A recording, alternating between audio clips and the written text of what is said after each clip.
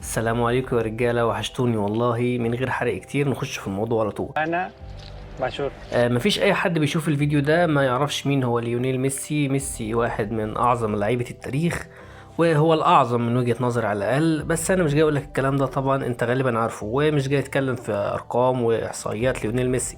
لكن هناخد الموضوع من جانب علمي زي ما احنا متعودين نعمل في القناة هنا.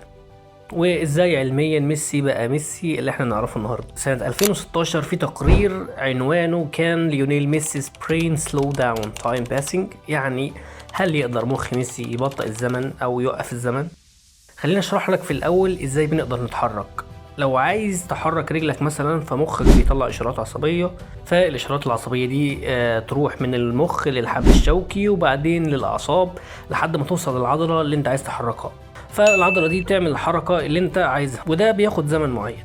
المختلف في ميسي ان الزمن اللي بيستغرقه بيكون اقل من الانسان الطبيعي بياخده. يعني مثلا لو انت محتاج عشان تحرك رجلك 8 من 10 من الثانية، هو محتاج مثلا نص ثانية. فبالتالي ميسي بيتحرك اسرع من اللاعبين اللي حواليه، فبيبدأ يشوف المدافعين ابطأ منه. نضيف على كده سرعة معالجة دماغه للبيانات البصرية والحركية.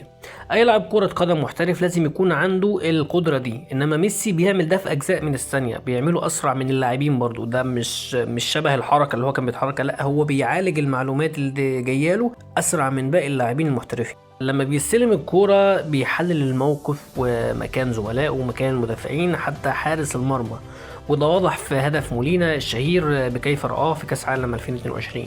سرعة تحليله للموقف ده بتديله ميزة مش موجودة عند أي لاعب تاني، هو إنه بيستغل الزاوية المناسبة للتسديد أو الوقت المناسب للتمرير، لأنه عنده وقت أطول من باقي اللاعبين ياخد فيه القرار ده.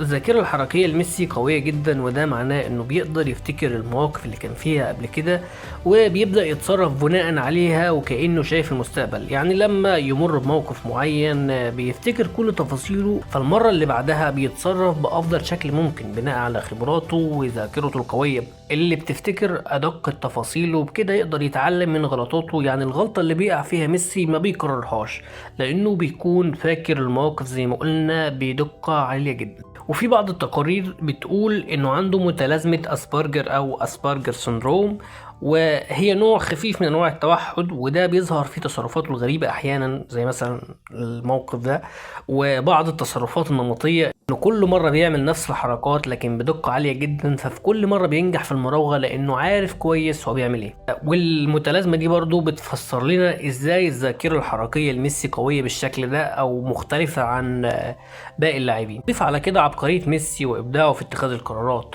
مواقف كتير ما بتعرفش هو هيباصي ولا هيرقص ولا هيشوط، وفي النهاية ميسي بيفاجئك بقرار تاني خالص. وفي النهاية ميسي مش مجرد لاعب، ميسي مثال حي على التناغم بين الجسد والعقل وسرعة الاستجابة العصبية ومعالجة المعلومات، وفوق كل ده رشة الإبداع والاجتهاد والمجهود، لأنه ميسي مش عبارة عن طفرة بس، يعني مش موهبة خالصة فقط. ميسي تعب، اكيد تعب كتير جدا واشتغل على نفسه عشان يوصل للمكان اللي هو فيها دي.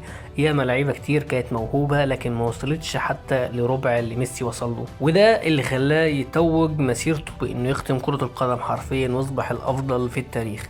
وبس كده يكون الفيديو خلص. انا عارف ان هو مختلف شويه عن باقي الفيديوهات اللي بقدمها، بس انا بحب ميسي فقلت اعمل عنه فيديو من منظور علمي برضه. ولو عجبك الفيديو متنساش تعمل لايك وسبسكرايب عشان تشوف كل ما هو علمي على القناة دي إن شاء الله.